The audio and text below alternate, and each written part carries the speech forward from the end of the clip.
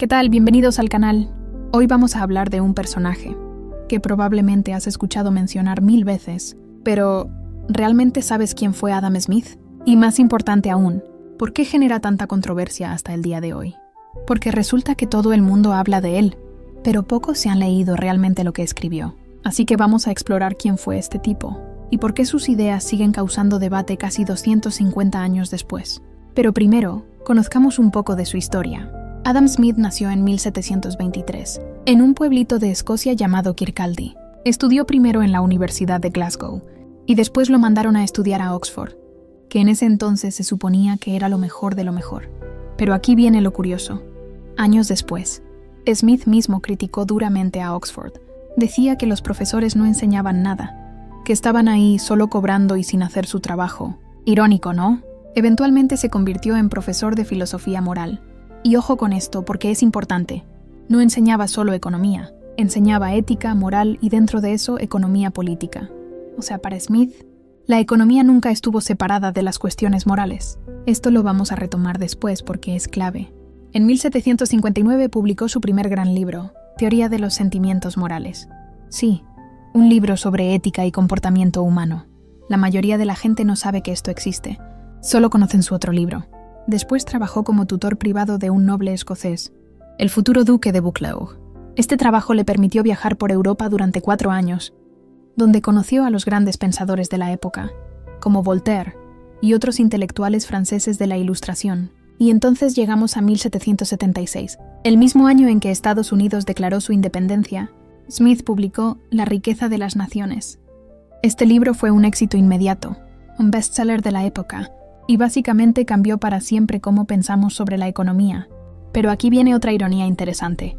En 1778, apenas 2 años después de publicar el libro que lo convirtió en el padre del libre mercado, Adam Smith aceptó un trabajo como comisionado de aduanas. Sí, un cargo del gobierno, básicamente trabajando para el Estado, supervisando impuestos y comercio. Smith murió en 1790, pero sus ideas siguen más vivas que nunca. Y ahí es donde empiezan los problemas. Parte 1. La famosa mano invisible. Y antes de entrar en la controversia, tenemos que hablar del concepto más famoso de Adam Smith, la mano invisible, porque seguro has escuchado esa frase 1000 veces. La mano invisible del mercado, ¿verdad? Es probablemente la expresión más citada de toda la economía. Pero aquí viene algo que te va a sorprender. Smith solo menciona la mano invisible 3 veces en toda su obra.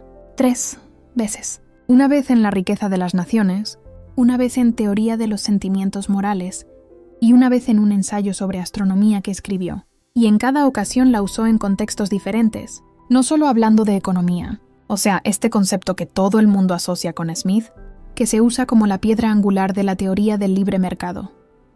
En realidad, no era algo central en su pensamiento. Fue la gente que vino después, sobre todo los economistas del siglo XX, quienes tomaron esa frase y la convirtieron en el pilar de toda una ideología económica. ¿Y qué quería decir Smith con mano invisible? Básicamente, Smith observó que a veces, cuando las personas buscan su propio beneficio en un mercado, sin quererlo ni planearlo, terminan generando beneficios para otros también. Por ejemplo, el panadero no hace pan porque le importe tu bienestar. Lo hace porque quiere ganar dinero, pero al buscar su propio beneficio, termina produciendo algo que tú necesitas. Es como si una mano invisible coordinara todo, sin que nadie lo planee conscientemente. Esa es la idea básica, que en ciertas circunstancias, el interés individual puede alinearse con el beneficio colectivo, sin que exista un plan maestro desde arriba. Pero ojo, y esto es crucial, Smith no dijo que esto funciona siempre y en todas las circunstancias. No dijo que el mercado se autorregula perfectamente sin importar qué. Esa interpretación vino después. De hecho, Smith reconocía perfectamente que había muchas situaciones donde esto no funciona, donde los intereses individuales pueden dañar al colectivo. Por eso mismo criticaba a los empresarios que se ponían de acuerdo para subir precios, por eso advertía sobre los monopolios, por eso reconocía las asimetrías de poder. Pero lo que pasó después fue que economistas posteriores tomaron esa metáfora de la mano invisible y la transformaron en una especie de ley universal, en un argumento para decir nunca toquen el mercado, porque se autorregula solo gracias a la mano invisible. Y eso no era lo que Smith estaba diciendo realmente. Ahora sí, con ese contexto claro, entremos en la controversia. Parte 2. La controversia. Aquí es donde las cosas se ponen interesantes de verdad. Mira, si hablas con los libertarios económicos, con los defensores del libre mercado sin límites, seguro te van a decir: ah, sí, Adam Smith, el padre del capitalismo, la mano invisible, dejar hacer al mercado sin tocar nada. Y si hablas con los críticos del capitalismo, con los que cuestionan este sistema, probablemente te digan: Smith, ese es el que justificó toda la explotación y el egoísmo, ¿no? Pero te voy a decir algo. Ninguno de los dos se ha leído sus libros completos. Y eso es un problema enorme. ¿Por qué los críticos del capitalismo lo rechazan? Bueno, es entendible. Los críticos del capitalismo asocian a Smith con todo lo que ven mal en el sistema actual. La desigualdad brutal, la explotación laboral, las empresas que hacen lo que quieren sin rendir cuentas a nadie.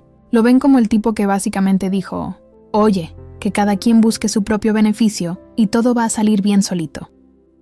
Y claro, cuando ves cómo funcionan las cosas en Latinoamérica, cuando ves la brecha inmensa entre ricos y pobres, cuando ves empresas que operan sin consecuencias, pues es fácil culpar al tipo que supuestamente dijo que el egoísmo era bueno para la sociedad. Pero, ¿de verdad dijo eso? Ahora vamos a ver. ¿Y los libertarios económicos? ¿Aplican realmente lo que dijo Smith? Aquí viene lo más interesante. Los libertarios, los defensores del libre mercado sin regulación, ponen a Adam Smith en un altar.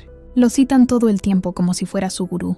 Pero si realmente se leyeran La riqueza de las naciones completa, se llevarían varias sorpresas tremendas. Porque fíjate lo que realmente escribió Adam Smith. Primero, no confiaba nada en los empresarios. Smith literalmente escribió que cuando personas del mismo oficio se reúnen, la conversación usualmente termina en conspiraciones contra el público o en planes para subir los precios. No se andaba con rodeos el señor. Desconfiaba profundamente de los comerciantes y empresarios. También escribió sobre los patrones, que están en constantes acuerdos tácitos para no elevar los salarios de los trabajadores. O sea, Smith veía claramente que los empresarios se organizaban contra el interés público. Segundo, criticaba ferozmente los monopolios. Smith hablaba del miserable espíritu del monopolio. Para él, los monopolios y las grandes corporaciones, que concentraban poder, eran enemigos de la verdadera libertad económica. Atacaba el corporativismo que permitía a empresarios y comerciantes enriquecerse mediante privilegios y restricciones. No estaba defendiendo el poder corporativo, estaba advirtiendo contra él. Tercero, reconocía la asimetría entre trabajadores y patrones. Smith escribió claramente que los trabajadores están en desventaja frente a los empleadores, que cuando aumenta la demanda de trabajo, los salarios suben porque los empleadores compiten entre sí, pero cuando hay escasez, los trabajadores aceptan salarios más bajos por necesidad. Él entendía perfectamente que el poder de negociación no era igual. ¿Te suena esto como el discurso típico de los libertarios proempresariales de hoy? No, ¿verdad? Para nada. La diferencia crucial: liberales clásicos versus neoliberales. Y aquí hay algo importante que entender, sobre todo para nosotros en Latinoamérica. Smith era lo que llamaríamos un liberal clásico. Pero ojo, liberal clásico no es lo mismo que los neoliberales de hoy. Los liberales clásicos, allá por el siglo XVIII, estaban peleando contra monarquías, contra privilegios de la nobleza, contra monopolios otorgados por el rey a sus amigos. Querían libertad económica, sí, pero en un contexto donde el enemigo principal era el poder concentrado de las élites y el Estado absolutista. Los neoliberales de ahora, especialmente los que hemos visto en Latinoamérica desde los 80 y 90, bueno, esa es otra historia completamente diferente. Usan las mismas palabras, hablan de libre mercado, pero el contexto es totalmente distinto, y muchas veces terminan defendiendo justamente lo que Smith criticaba: poder corporativo desmedido, monopolios privados, desigualdad extrema. Smith estaba contra los privilegios de las élites poderosas de su época. No estaba defendiendo que unas pocas corporaciones controlaran todo. Entonces, ¿qué onda con todo esto? Lo que pasa es simple y a la vez complicado. Todo mundo agarra lo que le conviene de Smith y tira a la basura el resto. Los libertarios económicos toman la idea de la mano invisible y el libre mercado, y ya está. Dicen, el mercado se autorregula solo, no toquen nada, pero ignoran completamente todas las advertencias de Smith sobre el poder de las corporaciones, la desconfianza hacia los empresarios, las asimetrías entre trabajadores y patrones, los peligros de los monopolios. Los críticos del capitalismo lo descartan de un jalón como el villano de la película, como el apologista del sistema. pero ignoran que Smith también escribió sobre ética, sobre empatía en su libro de los sentimientos morales, y sobre cómo la división del trabajo extrema puede embrutecer a la gente, convertirlos prácticamente en máquinas sin pensar. Los dos bandos están leyendo a un Adam Smith que no existe realmente, porque Smith era mucho más complejo, más contradictorio incluso, más humano que lo que cualquiera de los dos lados quiere admitir. La verdad incómoda. Mira, si Adam Smith viviera hoy y viera el capitalismo moderno, con megacorporaciones que tienen más poder que muchos países, con desigualdad extrema, con monopolios digitales, probablemente se horrorizaría con un montón de cosas que los libertarios defienden. Pero si viera propuestas de economía totalmente controlada por el Estado, sin espacio para la iniciativa individual, también las criticaría duramente. Porque Smith no era un fanático, no era un ideólogo cegado por su propia teoría, era un profesor de filosofía moral tratando de entender cómo funciona la sociedad, cómo la gente intercambia cosas, y cómo podemos armar un sistema que funcione para la mayoría, no solo para unos cuantos privilegiados con conexiones. Y eso, hermano, es exactamente por qué sigue siendo tan controversial 250 años después. Porque nadie quiere un Adam Smith complejo y lleno de matices y contradicciones. Todos quieren un Adam Smith simple, en blanco y negro, que confirme exactamente lo que ya creían desde antes de leerlo. Parte 3. La aclaración fundamental. Y sé lo que estás pensando en este momento. Espera, entonces Adam Smith, ¿era de izquierda o de derecha? Porque parece más socialista que libertario. No entiendo nada. Bueno, déjame aclararte algo fundamental. Smith no era ni socialista ni libertario moderno. Y no podía serlo. Porque esas categorías simplemente no existían en su época. Mira, Smith vivió en el siglo XVIII, en un mundo completamente diferente al nuestro. No había capitalismo industrial como lo conocemos hoy. No había socialismo todavía. Marx ni siquiera había nacido cuando Smith murió. No había corporaciones multinacionales. El sistema que existía se llamaba mercantilismo. Básicamente el rey y los nobles daban privilegios y monopolios a sus amigos, y la gente común no podía comerciar libremente, sin permisos o sin pagar sobornos. Entonces, cuando Smith hablaba de libre mercado, no estaba defendiendo que Coca-Cola o Amazon o cualquier megacorporación hagan lo que quieran sin consecuencias. Estaba diciendo algo mucho más simple.